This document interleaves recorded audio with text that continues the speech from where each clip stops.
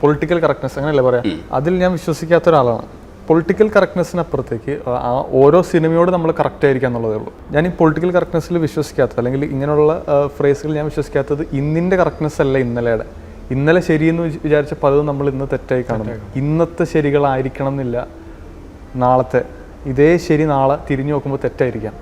അപ്പോൾ അതുകൊണ്ട് ആ സിനിമയ്ക്ക് വേണ്ടത് എന്താണോ, ആ സിനിമയുടെ ആ മൂഡിൽ ആ പ്രൊട്ടാഗണിസ്റ്റിന് പറയാൻ പറ്റുന്ന ഏറ്റവും സാധാരണക്കാരന് മനസ്സിലാവുന്നതിൽ അതിലൊരു പൊളിറ്റിക്കലി ഇൻകറക്റ്റായിട്ടൊരു ജെൻഡർ ബയസ് ഉണ്ടെങ്കിൽ we are ready to take that.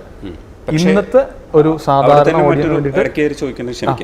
അവിടെ തന്നെ മറ്റൊരു കോണ്ടസ്റ്റ് വർക്ക് ചെയ്യുന്നുണ്ട്. കാരണം അഗ്ലി ബ്യൂട്ടിഫുൾ എന്ന് പറയുന്ന 4ാം ക്ലാസ്സിലെ പുസ്തകം ഉയർത്തി കണ്ടിട്ട് സംസാരിക്കുന്ന നമ്മൾക്ക് പലതരത്തിലുള്ള വാദങ്ങൾക്കും സംവാദങ്ങൾക്കും ഉപയോഗിക്കുന്ന ഒരു പുസ്തകമാണ്, ടെക്സ്റ്റ് ബുക്കാണ്.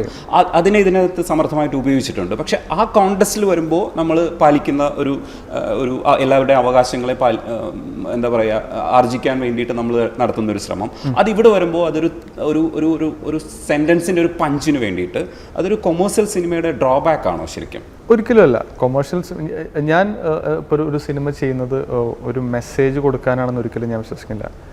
ഈ സിനിമയുടെ പേർപ്പസ് തന്നെ ചോദ്യം ചോദിക്കുക എന്നുള്ളതാണ്. ഉത്തരങ്ങൾ ഞങ്ങളുടെ കയ്യിലില്ല. അപ്പോൾ ഈ ചോദ്യങ്ങൾ ഏറ്റവും ഉറക്കെ ഏറ്റവും നല്ല രീതിയിൽ ഓഡിയൻസിലേക്ക് എത്താൻ അതിനെന്ത് വഴികൾ സ്വീകരിക്കണമോ, എന്ത് തന്ത്രങ്ങൾ കുതന്ത്രങ്ങൾ സ്വീകരിക്കണമോ അതിനുള്ള ലിബർട്ടി ഞാൻ എടുക്കും. ബിക്കോസ്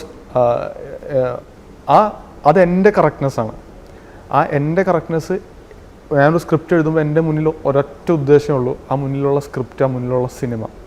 അതിനപ്പുറത്തേക്ക് ഒരു സൊസൈറ്റിയോട് ഒരു വലിയ ഡയലോഗിനോ മോണോലോഗിനോ ഞാൻ നിൽക്കുന്നില്ല.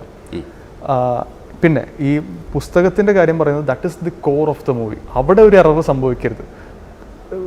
ബ്രദർ പടം കണ്ടിട്ട് മനസ്സിലാവും the core of the movies is that element. ആ എലമെൻറ്റിൽ നമ്മൾ റോങ് ആയിക്കൂടാ. Because the movie speaks about that. ഒരു മെസ്സേജിങ് ആയിട്ടല്ലെങ്കിൽ പോലും ദ ഇഷ്യൂ ഇസ് ദാറ്റ്.